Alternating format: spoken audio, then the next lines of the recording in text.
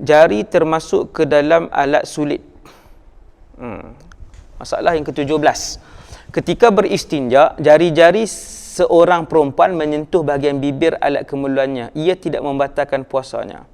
Jika hanya menyentuh bahagian luar kemaluan, iaitu bahagian yang mesti dibersihkan ketika mandi wajib, atau bahagian kemaluan yang nampak dari luar ketika duduk bertinggung. Walau bagaimanapun, jika hujung jari termasuk pada bahagian kemaluan yang lebih dalam, maka ia membatalkan puasa. Yang ni perbahasan orang perempuan. Kemaluan depan, kubul orang perempuan. Bukan orang lelaki. Ni nombor 17 ni orang perempuan.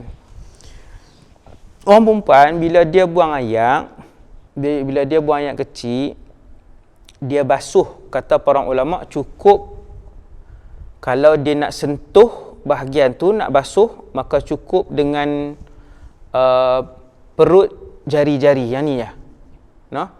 Jadi mohon maaf, ini kemaluan dia, ini perut jari kiri, dia basuh. Kalau dia nak sentuh macam tu aja. Kan? Macam tu, tonyohlah macam kuat macam mana pun tidak membatalkan puasa. Ini kemaluan contoh. Tapi kalau dia bengkokkan jari macam tu, dia masuk satu ruas ni aja. Ni orang panggil ruas ni. Ni sampai ke sini ruas, satu ruas. Ni kemaluan, dia masuk satu ruas ni ya. Batal puasa. Walaupun untuk cuci. Sebab hadas kecil, nak cuci apa sampai teruk-teruk sangat kan, basuh biasa je lah, corok air. Ataupun kalau perlu untuk sentuh, dengan perut jari ni dah cukup kan, 3 perut jari ke, guna 3 ni kan, basuh kalau nak sentuh lah kan. Okey, yang tu saja. Itu perbahasan nombor 17 Okey kalau masuk jari dalam sikit, satu ruas pun batal. Bukan jari, benda apa pun tak kira lah, jari dia ke, benda lain ke kan, jari orang lain ke masuk, batal puasa. Batal puasa pemilik kemaluan itu, bukan orang yang masukkan tu. Jadi hati-hati. Dah selesai nombor 17. Kemudian yang tadi kemaluan depan wanita kalau dia buang air kecil.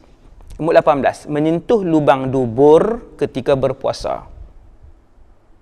Yang ni dubur belakang pula. Yang ni untuk lelaki dan perempuan. Ni nombor 18. Batal jika hujung jari yang digunakan untuk beristinja masuk ke dalam lubang dubur, iaitu bahagian yang tidak wajib dibasuh. Yang ni lubang dubur, minta maaf. Ini lubang dubur. Lubang dubur keluar najis. Yang wajib basuh ialah sinilah kan. Dalam tak wajib basuh. Lelaki ataupun perempuan selepas selesai qada hajat, dia nak cuci lubang dubur tu, dubur ni yang belakang, lubang dubur, dia masukkan jari ni, batal puasa walaupun satu ruah, batal.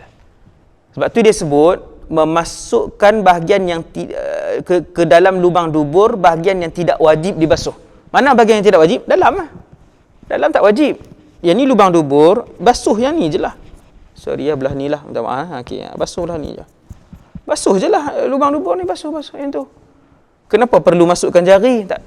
Masukkan walaupun satu ruah ni, 1/3 jari ni pun, laki atau perempuan batal. Jika hanya memegang bahagian depan dubur yang berkerut ketika beristinja, maka tidak membatalkan puasa. Ni bahagian depan kan. Itu tak apa, jangan masuk dalam. Okey, najis yang keluar masuk kembali. Muka surat nombor 19 pula. Orang yang buang air besar dan najisnya yang keras telah keluar sebahagian kemudian masuk balik, batal puasanya kerana najis itu dianggap telah masuk ke dalam rongga yang terbuka. Najis yang keras kan. Okey, ini lubang dubur, keluar najis. Contoh keluar najis. Keluar, dia pun kemut. Bila kemut, ni najis yang keluar ni najis. Bila kemut, separuh daripada yang tuan-tuan nampak ni putus, separuh lagi masuk. Separuh putus, yang dikemut tu jatuh dalam lubang tandas, separuh lagi masuk balik, batal puasa. So dia kena buang semua. Kan? Selalunya tu dia putus semualah, dia akan ni semua. Ni contoh seandainya berlaku, dan ni jaranglah berlaku. Tuan-tuan. Okey, nombor 20. Terkejut ketika buang air besar. Orang yang buang air besar dan najisnya yang keras telah keluar sebahagian, kemudian kerana terkejut ia masuk balik.